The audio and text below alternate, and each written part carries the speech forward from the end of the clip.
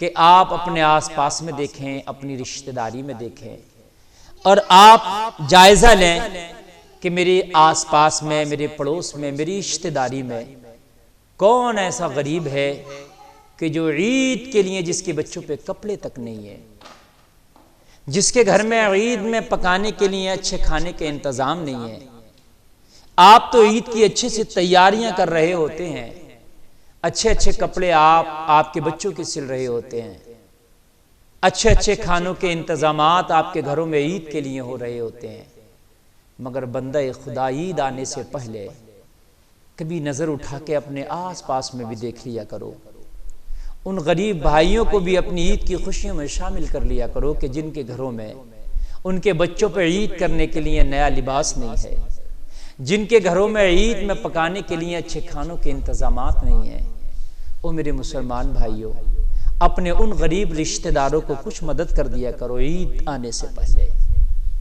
عید آنے سے پہلے ان بچوں کو کچھ مدد کر دیا کرو جو یتیم ہیں، جن بچوں پہ نئے کپڑے نہیں ہیں۔ جب تمہارے بچے عید میں نئے کپڑے پہن کے نکلیں گے تو غریب کے بچوں کے دل ٹوٹیں گے۔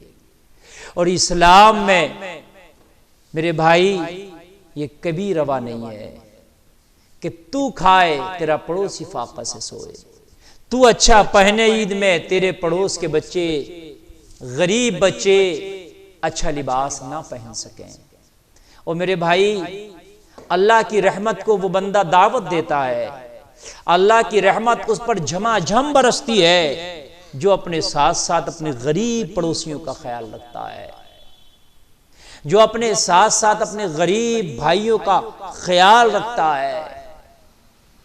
اللہ اکبر، اللہ کی رحمت اس پر جھما جھم برستی ہے۔ میرے بھائی میں آپ کو عرض کر دوں، ایک بہت بڑا عالم دین جس کی ساری زندگی عبادت میں گزری، جس کی ساری زندگی اللہ اللہ کرتے گزری، جس کی ساری زندگی رب کی عبادت کرتے گزری، اس عالم دین کا انتقال ہو گیا۔ اور انتقال کے بعد کسی نے خواب میں دیکھا اور پوچھا کہ یہ بتا اللہ نے تیرے ساتھ کیا معاملہ کیا؟ تو وہ عالم دین کہنے لگا کہ اللہ نے مجھے بخش دیا، میں بخشا گیا۔ پوچھا تیری کون سی نیکی کام آ گئی؟ کہ تو نے جو بہت سی جو عبادت کی تھی وہ عبادت کام آئی؟ کہ تیری تلاوت کام آئی؟ کہ تیرا علم کام آیا؟ کہ تیرا تقوی کام آیا؟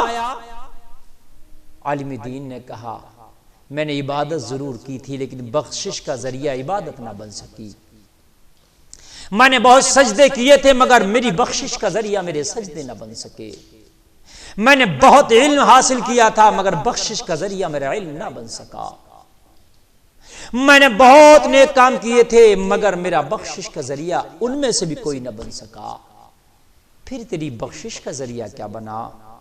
وہ عالم دین بیان کرنے لگا کہ میری بخشش کا ذریعہ ایک بہت چھوٹا سا کام بن گیا۔ ایک دن میں ایک کتاب لکھ رہا تھا، کوئی دین کا مسئلہ لکھ رہا تھا، میں نے اپنے قلم کو روشنائی میں ڈبویا اور ڈبونے کے بعد میں اس کو کاغذ پر رکھ کے لکھنے والا ہی تھا، لکھائی شروع کرنے والا ہی تھا کہ ایک مکھی آئی اور میرے قلم کے اس حصے پہ بیٹھ گئی جو روشنائی میں بھیگا ہوا تھا، جس پہ روشنائی لگی ہوئی تھی، اس روشنائی پہ قلم کے اس حصے پہ آ کے مکھی بیٹھ گئی۔ میں نے تھوڑی دیر یہ سوچ کر قلم روک لیا، میں نے لکھائی شروع نہیں کی اس وجہ سے کہ یہ مکھی پیاسی ہوگی اور یہ روشنائی کو چوس کر اپنی پیاس بجھا رہی ہے، اس وجہ سے میں نے تھوڑی دیر قلم کو روکا کہ یہ اس کی پیاس بجھ جائے گی۔ جب تک کہ مکھی چوستی رہی میری روشنائی کو، میں قلم روکے رہا، اور جب اپنے مرضی سے وہ روشنائی چوس کے اڑ گئی تو پھر میں نے قلم چلانا شروع کیا۔ میرے رب کو میری یہ ادا اتنی پسند آئی کہ مکھی بھی میری مخلوق ہے، تو نے اس کی پیاس کا خیال کیا، جا میں نے تیری اسی نیکی کی وجہ سے تیری بخشش کر دی ہے۔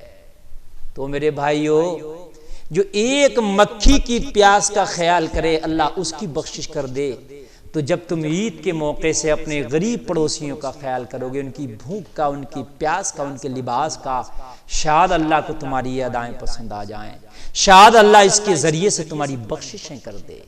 تو غریبوں کا خاص خیال رکھو، غریبوں کو فراموش نہ کرو۔